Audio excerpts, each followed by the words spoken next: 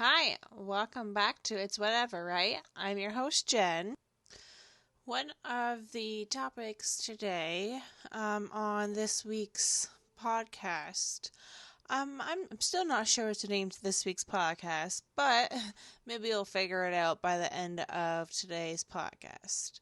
But one of the topics that seems to be struggling in my life is feminism. I say that because I went camping a couple weeks ago with my family, and they have a problem. I'm one of those people where I don't shave my legs. Some of you be like, ew, that's disgusting. Okay?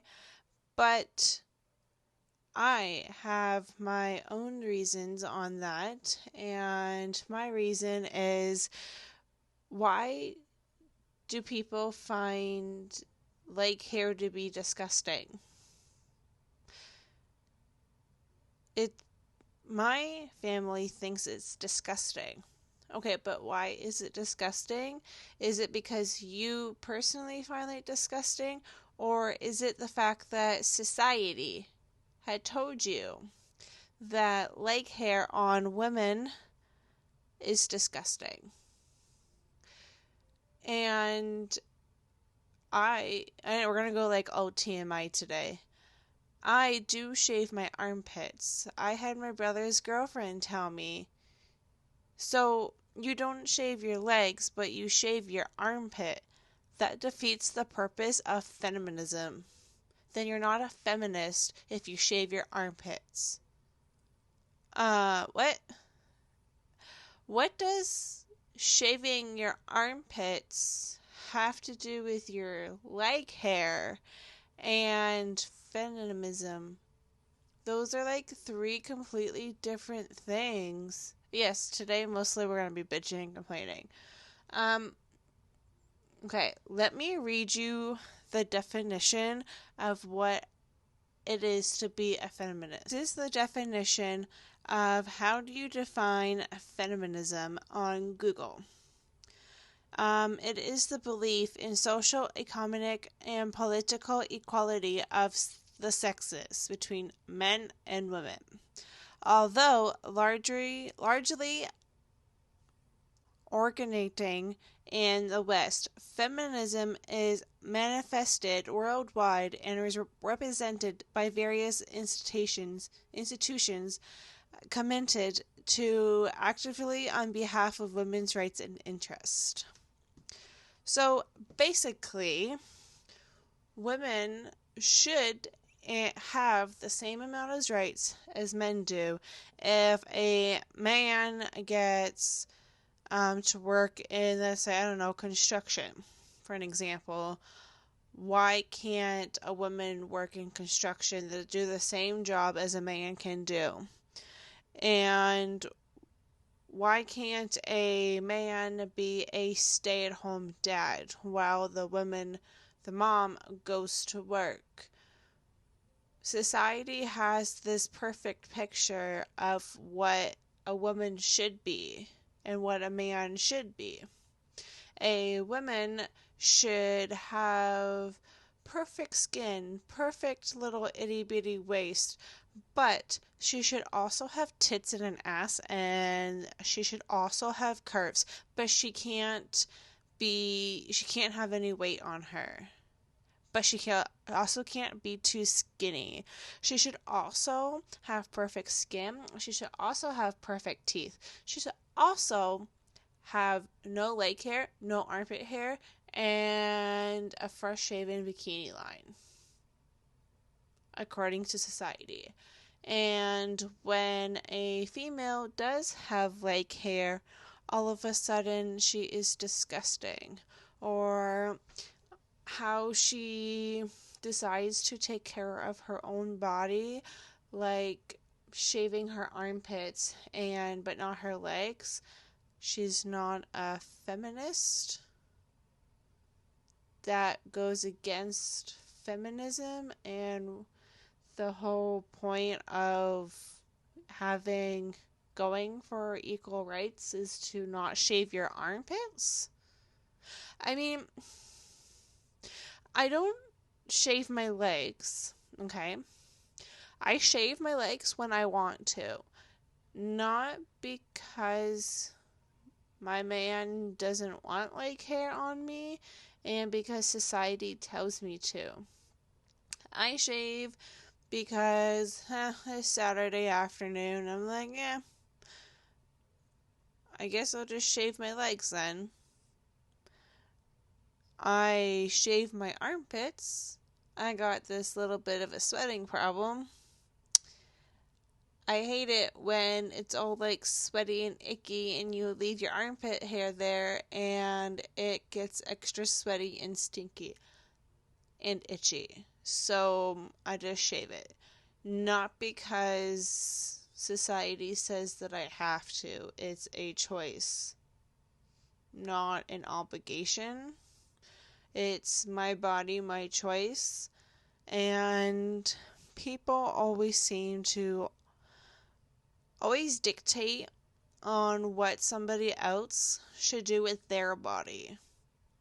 Typically, if you have a opinion on somebody else's body, like it's disgusting to not shave your legs, typically you're unhappy with your own body, and when you see somebody who is actually finally happy with their own body, their own mind, and their own choices in life, people have to go to them because they're unhappy. They have to point out things on somebody else's body to nitpick, to make them feel shitty about themselves, and to make that person, the bully, feel much better about their own self, because they live a shitty life. So they have to make sure that the other person who is happy, they have to make their life shitty too, because that would be completely unfair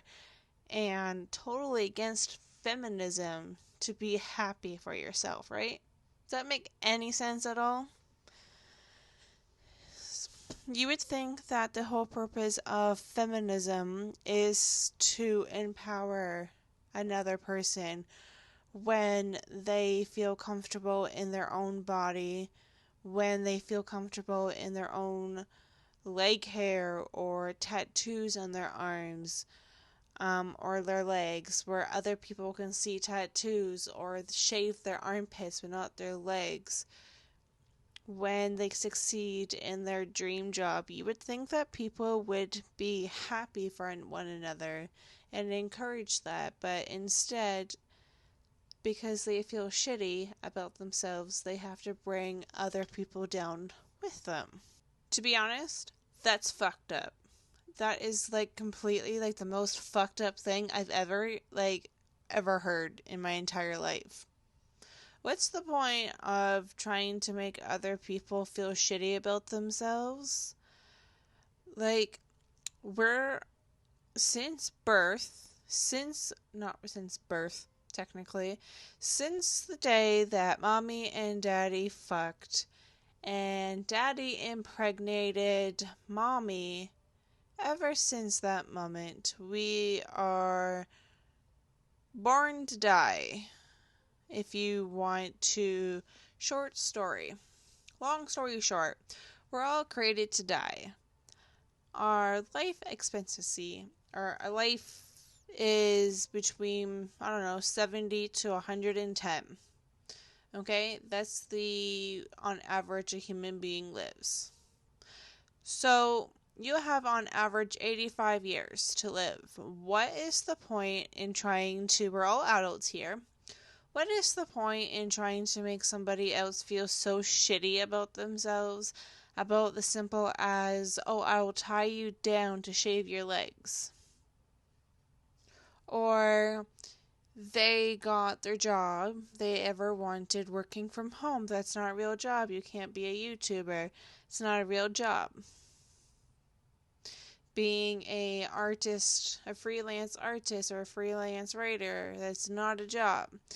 But the end of the day, isn't it a real job? Because you technically make just as much or even more as if you were going to the office. But the only difference is that you work for yourself, not to make somebody else's corporation so much better. But whatever. The other thing that I love about people is that I've talked about this topic before and how I enjoy living a sustainable lifestyle. Like, I'm sustainable, vegan, and eco-friendly. I try to be as eco-conscious. I'm more a plant-based diet, but basically I'm on a mission to reduce the amount of trash that I intake. I know and understand that you cannot be 100% trash free. You cannot be 100% sustainable unless you live off of the grid. And even then, that's kind of like iffy. But basically, I'm also in the process of getting rid of junk in my house that I no longer need or has no use for me anymore, and getting rid of it. Downsizing furniture, clothes, and books that I no longer use, wear, or read, or like never gonna like read again. You know, like those books that you have like the back of your shelf that you've read once, and once you read it, you're like, oh fuck, I am not going to read that again, so you just get rid of it. Yeah, that's basically my life. So, um, so then people always kind of judge. People are always so judgy. Maybe like that would be like the topic of today's podcast of how judgy fucking people are. Um, I'm also like one of those people. Like I just said, I'm trying to minimize as much trash as I can. Um, there is a huge debate in ordering stuff to directly to your house. Is more sustainable than driving to the store for the same item. There's a huge conspiracy, or not conspiracy, huge debate on which one is better. For me, I think delivering right to your house instead of the store and you going to the store is a little bit better. But that's a completely different topic. But with COVID happening and the pandemic, I enjoy shopping at my local bulk barn to buy most of my groceries, like because like most stuff comes in packaging. So it would be like it's very nice to bring your own produce bags to my local grocery store. Um, Allows us to bring our reusable produce bags. I'm currently looking for a good farmer's market that isn't too far.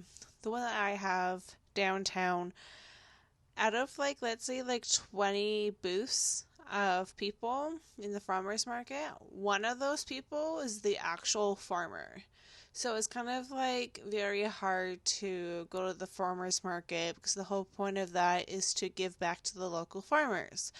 But when the whole market isn't built on their farmers, it's kind of difficult. So I shop at my local grocery store, try to buy all of my fruits and veggies that are more local and are in season. That also does help. And going to the bulk barn, unfortunately, we're not allowed to bring our own jars and reusable bags in through the store to collect our ingredients. But it's still way more sustainable than getting it at the grocery store because it's still technically way less packaging. And instead of buying like a 2 kilogram or kiloliter or whatever, let's go with liters, 4 liters worth of flour, and you really only need 1 liter of flour, it's a lot cheaper and a lot more sustainable that way. Just purchasing what you need to get you through to your next pay or until your next grocery haul For me, that's like so much better than going to the grocery store to buy most of my quote unquote packaged foods. So people are always so judgy on that as well. Like the you always hear, well, the planet's always so polluted anyway, so what's the point? Or why are you doing that? That is so weird. Why do you have to be so weird? Washing your hair with a soap bar? How weird. People find it weird when your shampoo and conditioner comes in a bar form, like your soap bar, for one. Two, people find it weird when, here's another TMI, when you use reusable pads and you use a Diva cup, like a menstrual cup, for your periods, but they don't, but so that's disgusting, and throwing your used tampon in the landfill is disgusting. Sometimes I wonder about people. Like, if your grandma's 85, and let's say she used tampons when she was a teenager, and her first period was at 12, and your grandma's 85, did you know that first tampon that your grandmother had used at the age of 12 is still in the landfill? It hasn't even begun to decompose. Isn't that disgusting? You hear, oh, well, if you wash your reusable pads, you are contaminating the water. Okay, but throwing your tampons in the trash is not contaminating the landfill, the planets, and the water. So people are so quick to judge on things that are more sustainable compared to. So it's weird to not have trash, but it's completely normal to have trash. See, sometimes I don't understand. Or the other thing, not having recycling because you go to the bulk barn. I even had my landlord tell me this too. Because I rent out a basement apartment in a duplex. Where the upstairs people last year, when I first begun to reduce like my garbage intake, they got mad at me. I produce, between me, my dog, and my two cats, we barely fill one shopping bag full of trash, and most of that is cat shit and dog shit. And I like, at most, the most I would have is maybe one butter container and two milk containers, like the cardboard box. So why would I take both recycle bins and garbage can to the curb if I didn't even use them? It would be all of their trash and recycling. So basically, I would just take out my recycling once a month. My landlord told me that it's impossible for me to have little to no garbage and recycling, to which I find hilarious. And yes, I do understand that most of this podcast is pretty well useless information and way too much information. But if you listen to this far, I do thank you. I know it may seem like I have no idea on where today's podcast is going. Like, I usually have no idea of where I'm going with these podcasts. But basically, just because you do something in your life, like try to live sustainable, be a freegan, downsize to be a minimalist, shave your legs, not shave your legs, it's nobody's body but yours. It's nobody's life but yours. If you are perfectly happy in your life no matter what other people's comments and criticism has to you, unless you are hurting somebody else, then nobody else's opinion should really matter to you. Like, if that's all other people are going to do to you is just criticize you on how you choose to um, take care of your body and take care of your needs and take care of your life, then do you really need those people in your life if they're just going to be mentally bringing you down and tearing you apart? That's not a really good friend at the end of the day. But thank you for listening today of me ranting a little bit and bitching, complaining. So until next time, I will see you later. Bye.